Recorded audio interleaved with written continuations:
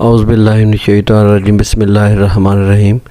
10th chemistry का last chapter चल रहा है, इसमें हम रिफ़ाइनिंग की बात करेंगे। इससे पहले 2 लेक्चर ऑलरेडी हो चुके हैं जिनमें हमने बात की थी जो है वो मेटलर्जिकल ऑपरेशन। आज तक हम पढ़ चुके हैं कि मेटलर्जिकल ऑपरेशन जो है वो 3 स्टेप्स में कंप्लीट होता है।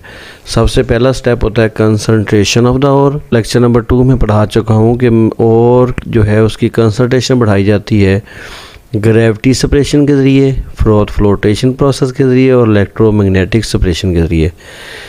उसके बाद तीसरे लेक्चर में हमने पढ़ा कि मेटलर्जिकल ऑपरेशन का जो दूसरा स्टेप है वो है extraction of metal from the concentrated ore. उसमें आपको पढ़ा चुके हैं रोस्टिंग, स्मेल्टिंग, बेसिमिलाइजेशन।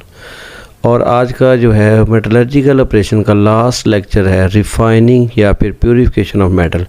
तो मेटलर्जिकल ऑपरेशन जो है कंप्लीट होने वाला है हमारा। वैसे भी हमारा 10th का केमिस्ट्री का सिलेबस भी कंप्लीट होने वाला है। प्यूरिफाई आमतौर पे इलेक्ट्रोलाइटिक प्रोसेस से किया जाता है।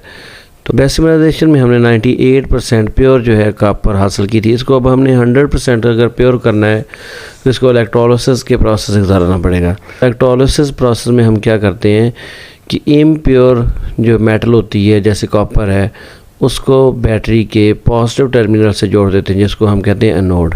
और ख़ालिस कॉपर जो है इसकी बारीक सी पतरी जो है वो आप बैटरी के नेगेटिव टर्मिनल से जोड़ दें जिसको हम कहेंगे कैथोड। इन दोनों इलेक्ट्रोड को इलेक्ट्रोलाइट के अंदर डुबो दें और इलेक्ट्रोलाइट हम लेंगे यहाँ पे कॉपर सल्फेट। कॉपर को प्योरीफाई करना है तो कॉपर सल्फेट का पानी में सोल्यूशन जो है एज इलेक्ट्रोलाइट हम लेंगे। होगा क्या, जब हम करंट ऑन करेंगे तो एनोड पे ऑक्सीडेशन होती है हमेशा और कैथोड पे रिडक्शन। एनोड पे ऑक्सीडेशन होगी, ये जो इम्प्योर कॉपर है ये इलेक्ट्रॉन दे के Cu2+ में कन्वर्ट हो जाएगी और 2 इलेक्ट्रॉन दे देगी। दूसरे लफ्ज़ों में एनोड से कॉपर जो है डिज़ोल्व हो जाएगी, सोल्यूशन में चली जाएगी और कॉपर आहिस्ता आहिस्ता ख़त्म होता जाएगा impure copper.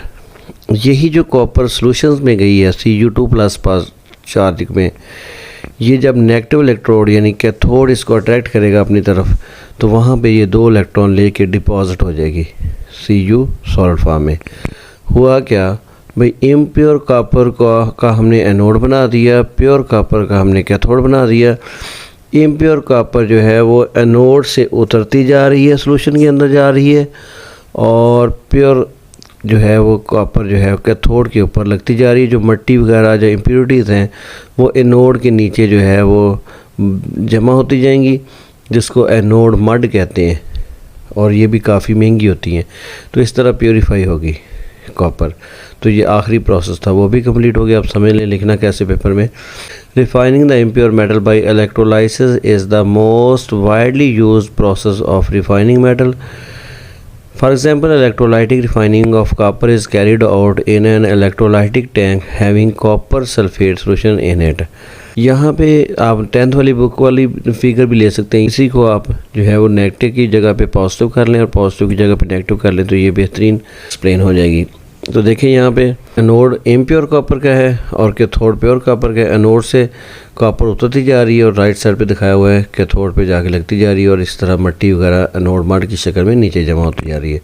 2 electrodes, one of pure copper metal that acts as a node and the other of pure copper metal that acts as cathode are suspended in the electrolytic solution। 2 electrode, एक जो है impure copper का और दूसरा जो है pure copper का, दोनों को जो है वो इलेक्ट्रोलाइटिक सोल्यूशन जिसको कॉपर सल्फेट कहेंगे उसमें डुबो दें। On passing the electric current through the solution anode यानी impure copper dissolves to produce copper positive 2 ions to the solution। These Cu2 positive ions are discharged by gaining of electron from the cathode। Anode से ये 2 electron दे के उतरते जा रहे हैं और cathode पे कॉपर आयन जो है वो लगते जा रहे हैं। There by copper atom deposit on the cathode making it thick block of pure copper metal. Cathode के ऊपर जो है प्योर कॉपर मेटल का ब्लॉक बनता जाएगा।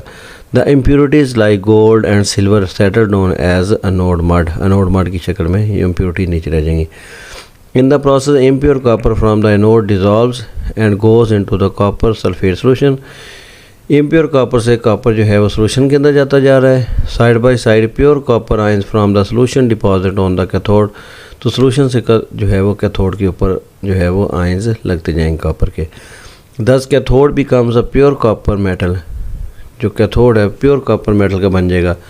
The impurities like gold and silver settle down as anode mud, और जो impurities हैं वो नोड मड की शक्ल में नीचे बैठ जाएंगी। ये हमारा टॉपिक कंप्लीट हो चुका है, मेटलर्जिकल ऑपरेशन।